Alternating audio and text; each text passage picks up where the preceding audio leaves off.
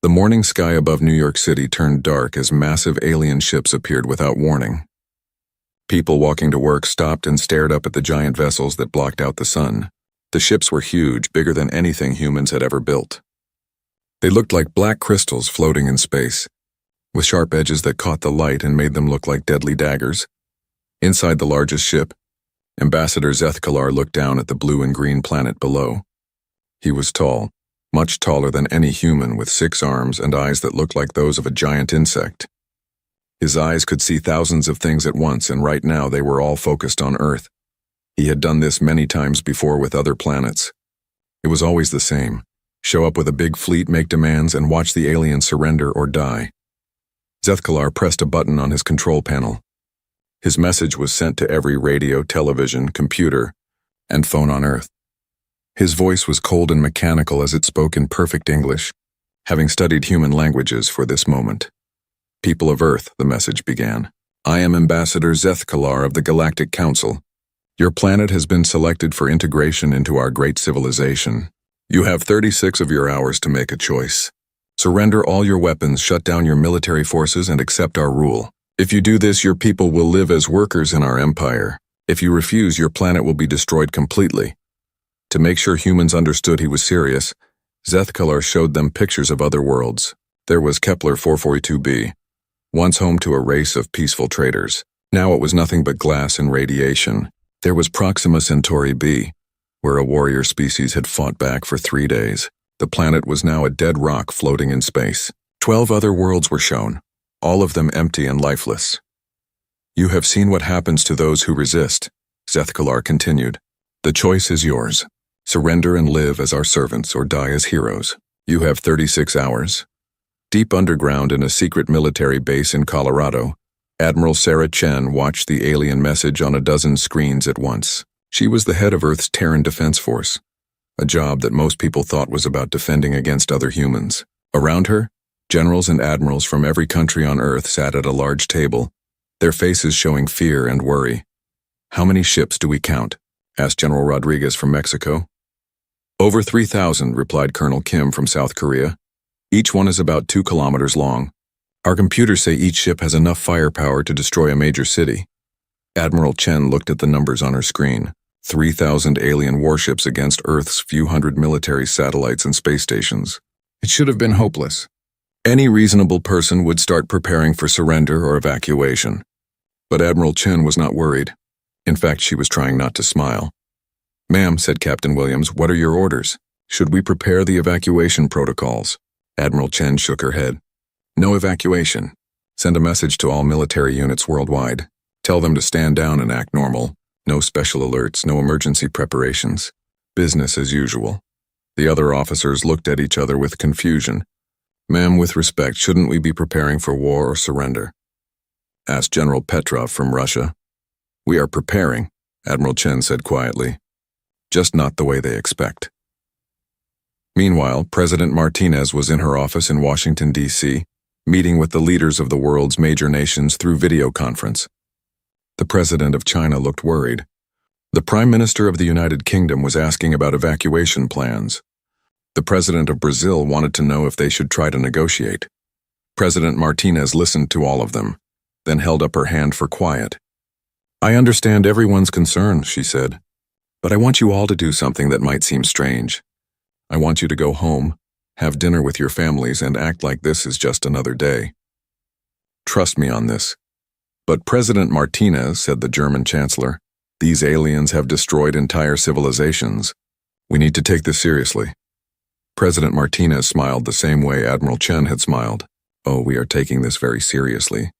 We've been taking it seriously for a very long time. But right now, the best thing we can do is show these aliens that humans are not afraid. Around the world, strange things started happening. Instead of panic and fear, humans began making jokes about the invasion. Social media was filled with funny pictures of the alien ships with silly captions. Someone started selling t-shirts that said, "My planet got invaded and all I got was this stupid t-shirt." A pizza company in Italy offered free delivery to the alien ships if they wanted to try Earth food. In Japan, a game show host suggested that the aliens should compete in a game show to win the right to invade. In Australia, a group of surfers held a contest to see who could surf while the alien ships were overhead. In Brazil, someone organized a street party to welcome our new alien overlords with dancing and music. Zethkalar watched these human responses with growing confusion. His computers had studied the behavior of over 50 different species during first contact. They all followed predictable patterns: fear, anger, desperate attempts to fight or negotiate, or immediate surrender. But humans were doing none of these things. They were making jokes. "Computer, analyze human behavior patterns," Zethkalar ordered. "Analysis complete," the computer replied. "Human behavior does not match any known response to invasion threat. Psychological evaluation suggests either mass mental breakdown or extreme confidence based on unknown factors." Zethkalar's many eyes focused on the reports coming from Earth. Children were still going to school. Adults were still going to work. The stock market had actually gone up because people were buying shares in companies that made alien invasion merchandise. Sports games were still being played. Someone had even scheduled a baseball game for the day after the surrender deadline, selling tickets with the slogan, "Win or lose, we'll still have baseball." The most confusing part was the human military. Zethkalar's spy satellites watched Earth's military bases, expecting to see frantic activity. Instead, he saw soldiers playing cards, pilots washing their aircraft, and sailors painting their ships. It looked like they were getting ready for inspection, not war. "This makes no sense," Zethkalar said to his second-in-command, a reptilian being named Commander Sisk. "Every species shows fear when faced with overwhelming force. These humans act like we are not even a threat." Commander Sisk studied the data. "Perhaps they are simply too primitive to understand the danger, Ambassador." "No," Zethkalar said slowly. "I have seen primitive species before. They may not understand our technology, but they understand death. These humans understand exactly what we are threatening to do. They just do not seem to care." As the first day of the ultimatum ended, Zethkalar found himself in an unusual position. For the first time in his long career of conquering worlds, he was not sure what would happen next. Every other species had spent their final hours either preparing for war or begging for mercy. Humans were spending their final hours making pizza and planning weekend barbecues. The ambassador looked out at the small blue planet below and wondered if perhaps he was missing something important. Tomorrow would bring answers, but for the first time in his life, Zethkalar was not sure he would like what he learned. The second day brought more confusion for Ambassador Zethkalar and his fleet. He had expected to wake up to reports of human panic, desperate military preparations, or frantic attempts to contact other alien species for help. Instead, his intelligence officers brought him news that made no sense at all. "Ambassador," said Intelligence Officer Rek, a small gray alien with large black eyes. "The humans are still not acting according to any invasion response pattern we know." Zethkalar looked at the reports on his screen. In New York, people were lined up to buy coffee and newspapers just like any other day. The newspapers had headlines about the alien invasion, but they were mixed in with stories about sports scores and celebrity gossip. One newspaper headline read, "Aliens demand surrender, weather will be sunny." "What about their military?" Zethkalar asked. "Sir, this is the strangest part," Rek replied. "Their military bases are completely calm. We intercepted radio messages between their soldiers, and they were talking about weekend plans and vacation requests. One group of pilots was arguing about which restaurant to visit after work." Zethkalar's compound eyes focused on the intelligence reports. "Show me the communications." On his screen appeared transcripts of human military radio chatter from around the world. "Control, this is Fighter Squadron 7. We've completed our morning patrol. Request permission to land. Permission granted, Squadron 7. How did the new recruits do on their first flight?" "They did great, Control. Johnson managed to fly in formation without crashing into anyone. I think he's ready for advanced training next week." "Copy that. By the way, my wife is making barbecue this Saturday. You're all invited if you want to come." "Sounds good, Control. We'll bring the beer." Zethkalar stared at the transcript. They are discussing social gatherings while under threat of planetary destruction. "Are you certain this communication is authentic?" "Yes, sir," Rek confirmed. "We have intercepted thousands of similar conversations. The humans are acting as if we do not exist." Commander Sisk entered the control room, carrying more reports. "Ambassador, the situation gets stranger. Human news networks are broadcasting what they call alien invasion comedy shows. They are making entertainment about our ultimatum. Show me, Zeth Galar ordered. The main screen displayed a human television program. A man in a suit was standing behind a desk talking to an audience that was laughing loudly. So these aliens show up, the man said, and they give us 36 hours to surrender. 36 hours! I can't even get my cable company to fix my internet in 36 hours. And they want us to surrender our entire planet? I told my wife, honey, we better start packing. She said, why? I said, because apparently we're moving to space prison. She said, is the rent cheaper? The audience laughed even louder.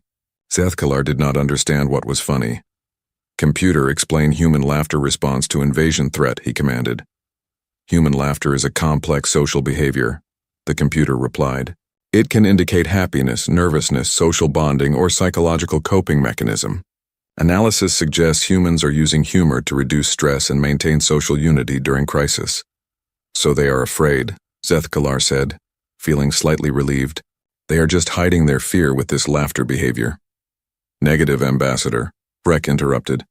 Our psychological scanners show human stress levels are actually lower than their normal daily average. They are not hiding fear. They genuinely seem relaxed. This was impossible. Zeth Galar had conquered 47 different worlds. Fear was universal. Every intelligent species understood the basic concept of death and extinction. Yet these humans seemed to view his ultimatum as some kind of entertainment. He decided to investigate further. Open a communication channel to their leader, he ordered. Within minutes, President Martinez appeared on his screen. She was sitting in what looked like a comfortable office, drinking something from a white cup. She smiled when she saw him. Good morning, Ambassador Zeth Galar, she said politely. How are you enjoying your visit to our solar system? I am not visiting, Zeth Galar replied sternly. I am here to accept your surrender or oversee your destruction. You have 18 hours remaining. Yes, we got your message, President Martinez said, taking another sip from her cup. Very dramatic presentation, by the way. The special effects with those destroyed planets were quite impressive. Our movie directors are taking notes. Those were not special effects, Zeth Galar said, his voice rising. Those worlds are actually dead. We destroyed them when they refused our demands.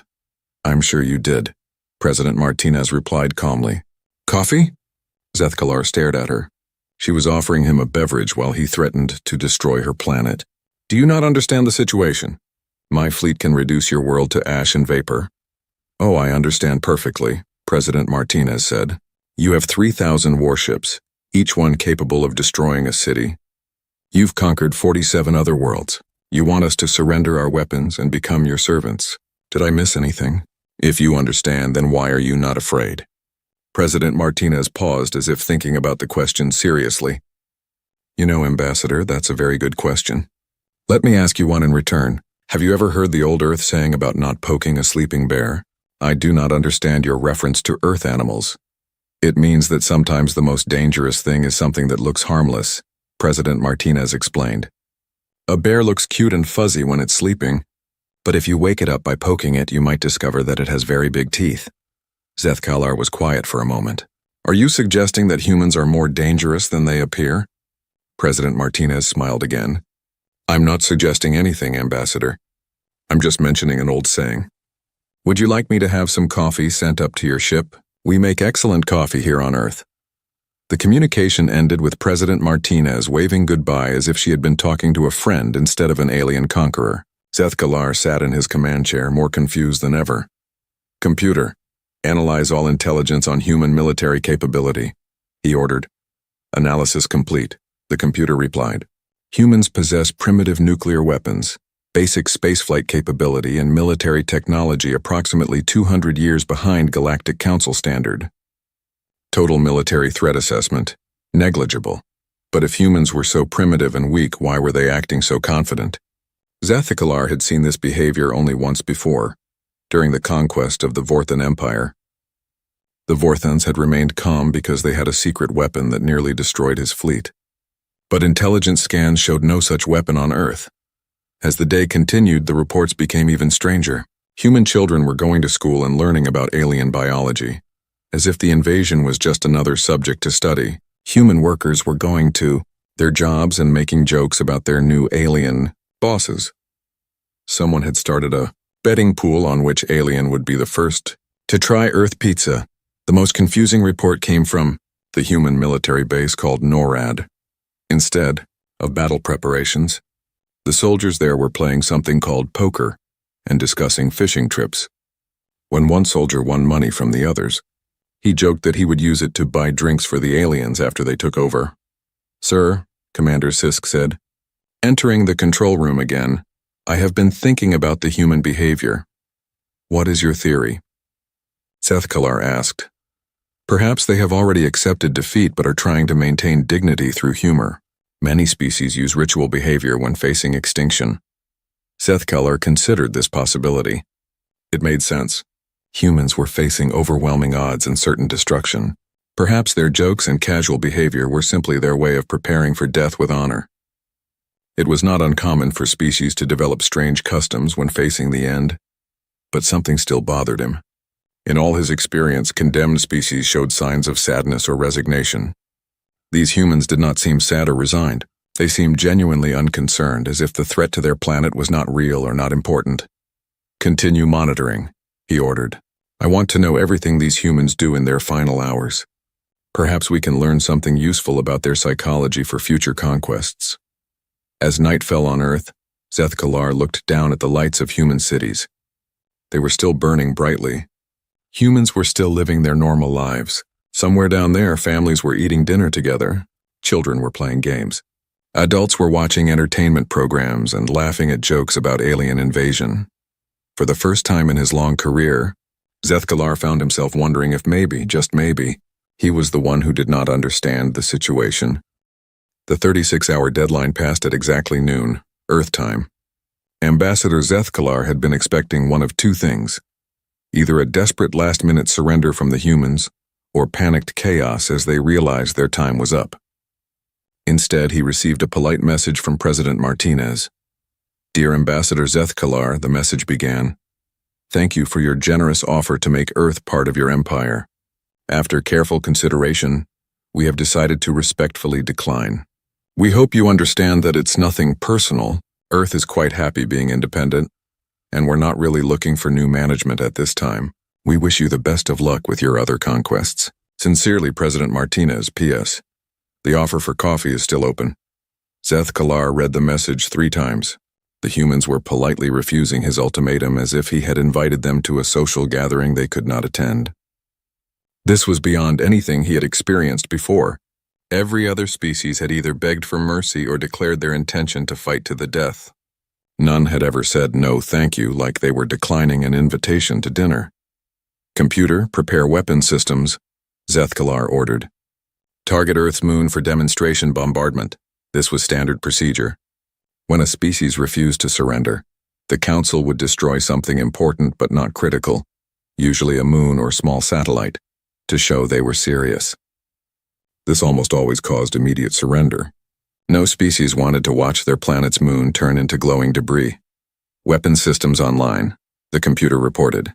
"Moon target acquired. Ready to fire on your command." Sethkalar was about to give the order when his tactical officer, a blue-skinned being named Lieutenant Kix, called out in alarm. "Ambassador, something is happening in the asteroid belt." "What do you mean something is happening?" Sethkalar demanded. "The asteroids are moving, sir. Not drifting. Moving with purpose." Sethkalar looked at his tactical display. The asteroid belt between Mars and Jupiter contained millions of pieces of rock and metal, most of them small and harmless. But now his sensors were showing something impossible. Hundreds of the larger asteroids were changing course, leaving their normal orbits and heading toward Earth's moon. "Computer, analyze asteroid movement patterns," he ordered. "Analysis indicates artificial propulsion systems," the computer replied. "The asteroids are under intelligent control." Before Sethkalar could process this information fully, his communications officer received an incoming message. "Sir, we're getting a transmission from Earth. It's from their Admiral Chen." Admiral Chen appeared on the main screen. She was wearing a military uniform and standing in what looked like a control room. Behind her, dozens of human officers were working at computer stations. She was smiling the same calm smile that President Martinez had shown.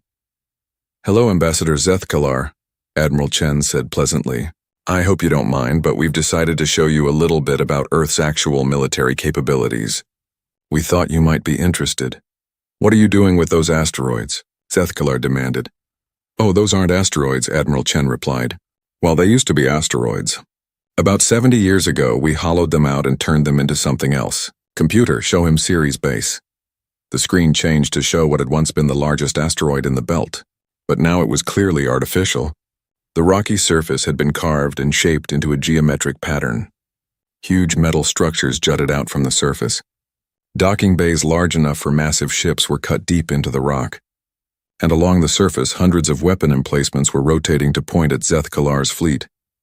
Ceres base is our flagship station, Admiral Chen continued. But it's not the only one. Computer, show him the full network.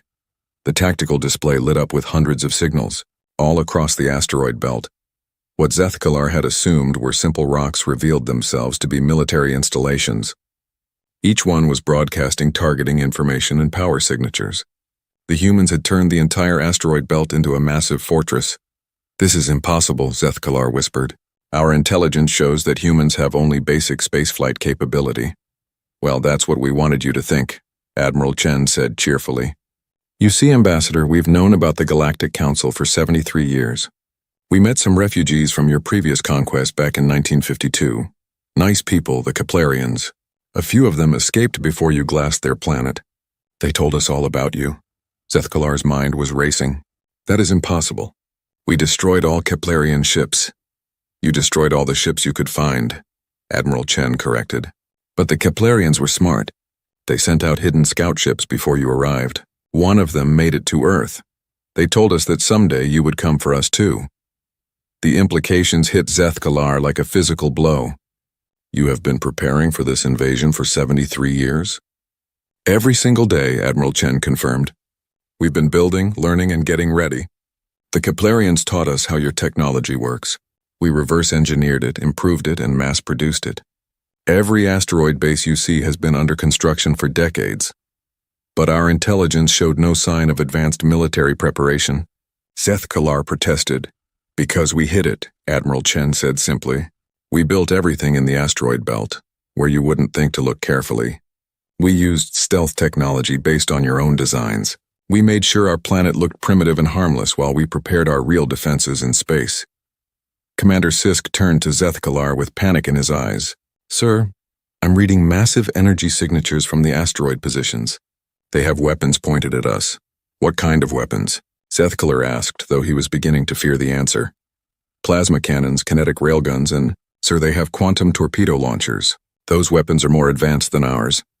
Admiral Chen was still talking on the main screen. We didn't just copy your technology, Ambassador. We improved it. Humans are very good at taking something that works and making it work better. We've had 73 years to perfect your designs. Zethkalar looked at his tactical display again. His 3,000 ships were suddenly surrounded by over 800 asteroid fortresses, each one armed with weapons that could destroy multiple ships. But that wasn't the worst part. The worst part was what was coming out of the asteroid bases. Ships were launching from hidden docking bays. Thousands of ships. They didn't look like anything Zethkalar had ever seen before. They were sleek and fast, moving in perfect formation. Each one was broadcasting a targeting signal that indicated it was ready to fight. Computer, identify ship types, Zethkalar ordered. Ship types unknown, the computer replied. Technology level appears to be beyond current database parameters. Beyond current parameters? Zethkalar repeated. That means we built something you've never seen before, Admiral Chen finished. We call them Defender-class ships. Each one is controlled by an artificial intelligence that can think and react faster than any organic pilot. They're designed specifically to fight Galactic Council vessels. As if to demonstrate, one of the human ships fired a single shot at a small asteroid. The asteroid, which was about the size of a building, simply vanished. It didn't explode or break apart. It just disappeared as if it had never existed. What was that weapon? Zethkalar asked, his voice barely above a whisper. We call it a matter disruptor, Admiral Chen explained. It breaks apart the molecular bonds that hold matter together. Very effective against ships with heavy armor. Zethkalar realized that everything he had believed about this invasion was wrong. The humans were not primitive. They were not helpless. They had spent nearly a century preparing for this exact moment. And now his fleet, which had seemed overwhelmingly powerful, was surrounded and outgunned. "Why didn't you tell us you had these capabilities?" he asked. Admiral Chen's smile became even wider. "Because, Ambassador, we wanted to see what you would do when you thought we were helpless. We wanted to understand how you operate, how you think, and how you make decisions. We've been studying you just as carefully as you thought you were studying us. And what did you learn? We learned that the Galactic Council is very good at scaring primitive species, but you've never actually fought anyone who was ready for you. We learned that you rely on fear and overwhelming numbers rather than actual military strategy. And we learned that you always underestimate species that seem weaker than you." Zeth Kalar looked around his bridge. His officers were staring at their instruments with expressions of shock and disbelief. His mighty fleet, which had conquered dozens of worlds, was now clearly outmatched by a species he had dismissed as primitive. "So what happens now?" he asked. Admiral Chen's expression became more serious. "Now, Ambassador, we're going to have a different kind of conversation. One between equals." The space around Earth became a deadly chess game played at impossible speeds. Admiral Chen had given Zeth Kalar exactly 1 hour to decide whether he wanted to negotiate or fight. The ambassador had chosen to fight, believing that even with their hidden technology, the humans could not possibly stand against 3,000 Council warships. He was wrong. The battle began when Zeth Kalar ordered his fleet to attack the asteroid fortresses. His plan was simple: destroy the human bases quickly with overwhelming firepower, then proceed with the planetary bombardment. It was the same strategy that had worked on 47 other worlds. But humans, as Zeth Kalar was learning, did not fight like other species. Instead of meeting his fleet head-on in a traditional space battle, the human ships scattered in all directions. They moved in small groups, never more than 5 ships together, and they moved faster than anything Zeth Kalar had ever seen. His targeting computers could not lock onto them. "Why can't we hit them?" Commander Sisk demanded. "Their ships are using some kind of advanced maneuvering system," Lieutenant Keeks reported. "They're changing direction and speed, faster than our computers can calculate firing solutions." What Zeth Kalar didn't understand was that human ships were not controlled by single pilots making individual decisions. Every human vessel, from the smallest fighter to the largest fortress, was connected to a single network. They shared information instantly. What one ship saw, they all saw. What one ship learned, they all learned. When a Council ship fired at a human fighter, every other human ship immediately knew the exact range, power, and timing of that weapon. When the fighter dodged, the network recorded exactly how the Council weapon behaved. Within seconds, every human ship in the battle had updated its defensive programs. But the real surprise was how human weapons worked. The first Council ship to be destroyed was the heavy cruiser Dominant Force. It was hit by what appeared to be a small missile from a human fighter. The missile should have barely scratched the cruiser's shields. Instead, the entire ship simply broke apart as if it were made of paper. "What happened to the Dominant Force?" Zeth Kalar demanded.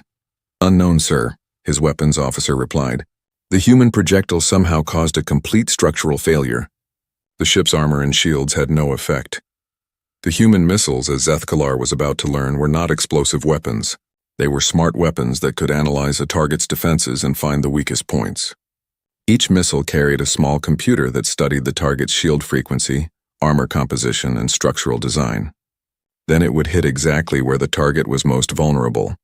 As more Council ships were destroyed, Zeth Kalar began to understand that he was not fighting a primitive species with simple weapons. He was fighting a species that had studied Galactic Council technology for decades and built weapons specifically designed to defeat it. "Sir," Lieutenant Keeks called out, "the humans are using our own shield frequencies against us. Somehow their weapons are passing right through our defensive barriers. How is that possible?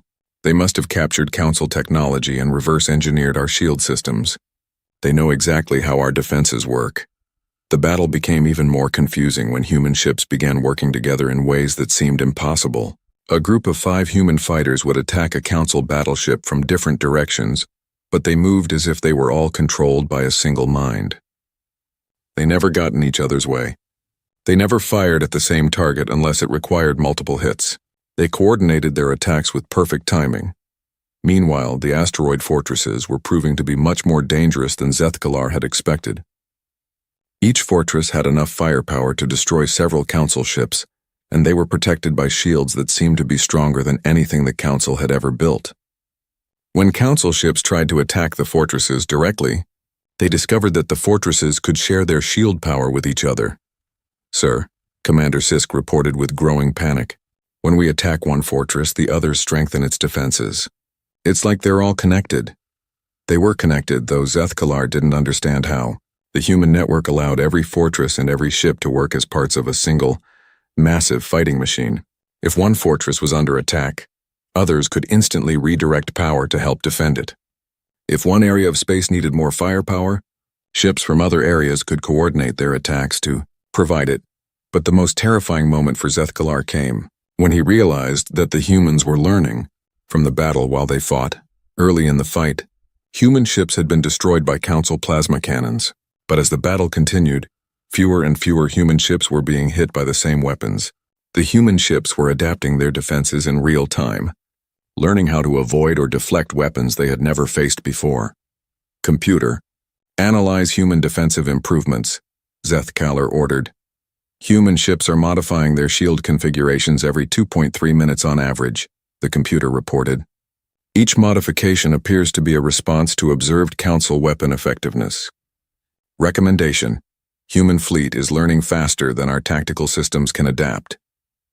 The turning point came when the humans revealed their most advanced weapon. A single human ship, no larger than a Council fighter, approached Zethkalar's flagship. It moved slowly and deliberately, as if it were not afraid of the massive battleship's weapons. "Destroy that ship," Zethkalar ordered. His flagship fired every weapon it had at the small human vessel. Plasma beams, quantum torpedoes, and kinetic projectiles all converged on the target. The human ship simply flew through the attack as if the weapons weren't there. "How did it survive?" Zethkalar demanded. "Sir," Lieutenant Kick said with disbelief, "I don't think it survived the attack. I think it ignored the attack." The human ship fired a single shot at Zethkalar's flagship. The shot looked like a small beam of white light, nothing that should have been dangerous to a ship with the most advanced shields and armor in the Council fleet. The beam passed through the flagship's shields as if they didn't exist. It passed through the armor as if it was made of air, and where it hit, it simply deleted a perfectly round hole straight through the entire ship. "Report," Zethkalar shouted as alarm sounded throughout his ship. "Sir, the human weapon created a molecular disruption field. It didn't destroy the ship's materials, it made them stop existing. We have a hole from the outer hull to the inner hull. No damage to the surrounding structure, but everything in the path of the beam is simply gone." Zethkalar stared at the tactical display. His fleet of 3,000 ships was being systematically destroyed by a force that numbered less than 2,000 vessels.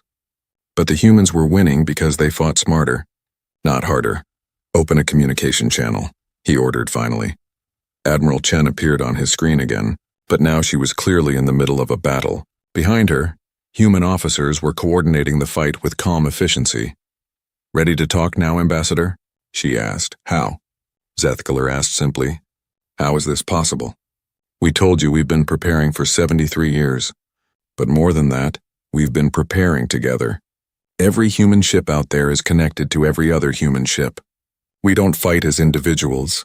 We fight as one species with one mind and one goal." "And what is that goal?" Admiral Chen's expression became very serious. "To make sure that no species ever has to go through what the Keplarians and your other victims went through. We're going to stop you, Ambassador. Not just here, but everywhere. You cannot fight the entire Galactic Council. We have millions of ships across thousands of worlds." "No," Admiral Chen agreed. "We can't fight millions of ships, but we don't have to. We just have to fight you here and now, and show the rest of the galaxy that the Council can be defeated. Once other species see that you're not invincible, they'll start fighting back too." Zethkalar realized that the humans had planned this battle not just to defend Earth, but to inspire other species throughout the galaxy. They wanted other conquered worlds to see that resistance was possible. "What do you want?" he asked. "Right now, we want you to surrender your fleet," Admiral Chen replied. "Your ships will be placed under guard until we can arrange for you and your crews to return to Council space. In exchange, we'll let everyone live. And then what? Then we start talking about a better way for all species to get along." 3 months after the battle that would become known throughout the galaxy as the day Earth said no, Ambassador Zethkalar sat in a chair that was designed for human comfort, rather than his insectoid anatomy. The chair was in a conference room aboard a human space station called Unity, which had been built specifically for the peace negotiations that were now taking place. The station itself was a marvel that demonstrated human engineering philosophy.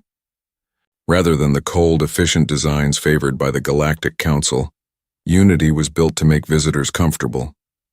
Different sections had different atmospheric mixtures, gravity levels, and temperature controls to accommodate various alien species. There were recreation areas, gardens with plants from dozens of worlds, and even entertainment facilities. Zethkalar was no longer a conqueror. His fleet had surrendered after losing nearly half its ships to the Human Defense Network. He was now technically a prisoner of war, but the humans treated him more like a guest than a captive. They had given him comfortable quarters, excellent food, and unlimited access to Earth's libraries and entertainment systems. This was perhaps the most confusing thing about humans. They had defeated his fleet utterly, could have destroyed every council ship, but instead had offered mercy and hospitality. It was unprecedented in galactic history. "Good morning, Ambassador," President Martinez said as she entered the conference room. She was carrying 2 cups of the Earth beverage called coffee, and she offered one to him. "Thank you, President Martinez," Zethkalar replied, accepting the cup. Over the past 3 months, he had developed a fondness for coffee, though he still did not understand why humans seemed to consider it essential for all important meetings. "How are you feeling today?" President Martinez asked, settling into her own chair. "Confused as always," Zethkalar admitted. "I have been studying your species for 3 months now, and I still do not understand how you think." President Martinez smiled. "What confuses you the most?" "Everything," Zethkalar said. "You could have destroyed my fleet completely. You could have killed me and all my officers. You could have sent our ships back to council space as wreckage to show your power. Instead, you invite us to dinner parties and ask our opinions about galactic politics. Would destroying your fleet have made the galaxy a better place?" President Martinez asked. Zethkalar considered the question. "It would have sent a clear message that Earth is not to be threatened." "We already sent that message when we won the battle," President Martinez pointed out. Destroying helpless ships after they surrendered would have sent a different message. It would have told the galaxy that humans are as cruel as the Council. This was the heart of what Zethkalar did not understand about humans. They were clearly capable of great violence. Their military technology was the most advanced he had ever seen. But they seemed to use that capability only when absolutely necessary. Once the threat was over, they immediately switched to what they called diplomacy. "Tell me about the other species," President Martinez said, changing the subject to the main purpose of today's meeting. Zethkalar activated a holographic display that showed a map of known galactic civilization. Red dots marked the 47 worlds that the Galactic Council had conquered. Blue dots showed the locations of Council homeworlds and major military bases. 12 species have already sent secret communications to your government, he reported. They want to know if humanity will help them rebel against Council rule. And what did we tell them? Admiral Chen told them that Earth would provide technical assistance and military advisors, but that each species would need to free itself. You cannot do it for them. President Martinez nodded. That's correct. Revolution only works when people fight for their own freedom. We can help, but we can't do it for them. This was another thing that confused Zethkalar. Humans had the military power to conquer the Council's empire themselves. They could become the new galactic rulers if they wanted. Instead, they were encouraging individual species to rebel and form their own governments.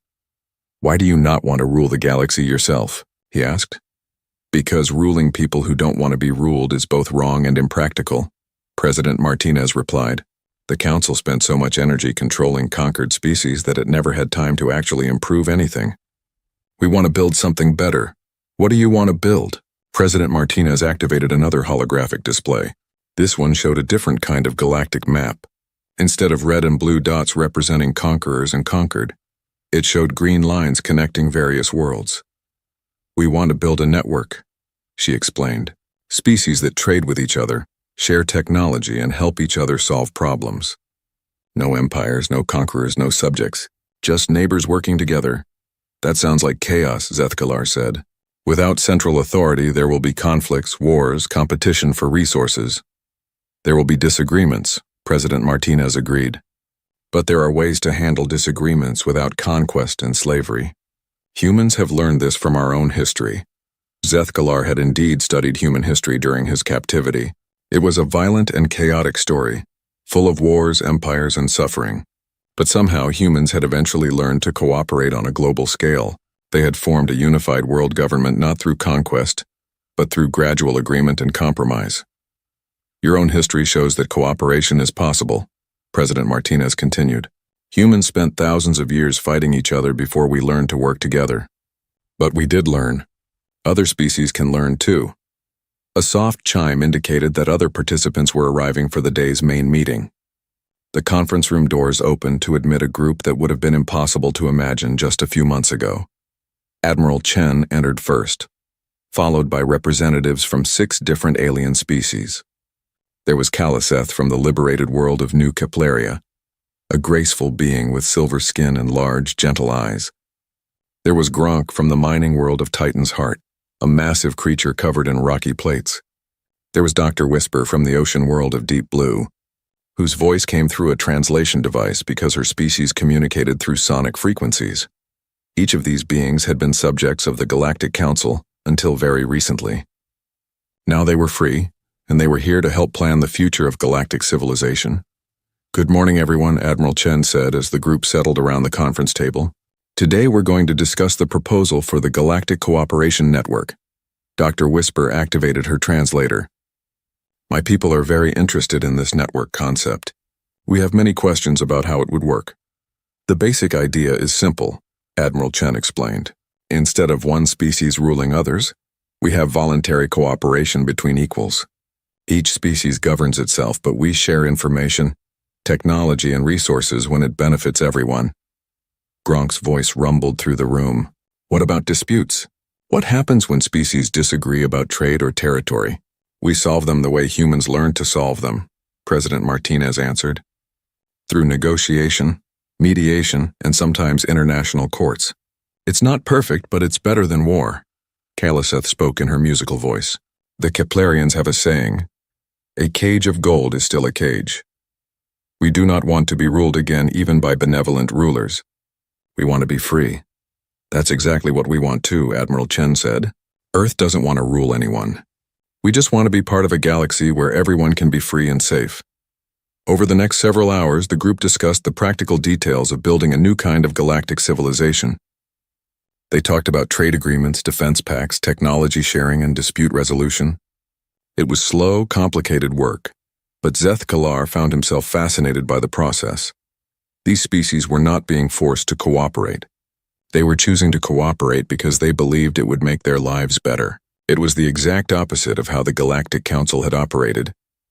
As the day's meeting ended, Zethkalar found himself alone with President Martinez again.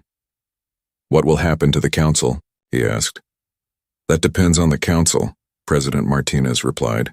Some Council species have already requested to join the cooperation network. Others are still trying to hold on to their empire. And some, like your own species, are thinking about what they want to do next. What do you think I should do?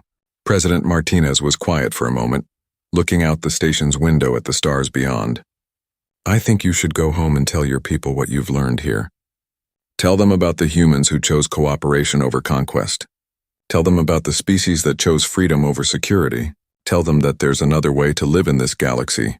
And if they don't listen, then eventually they'll have to change anyway. Because the old way doesn't work anymore.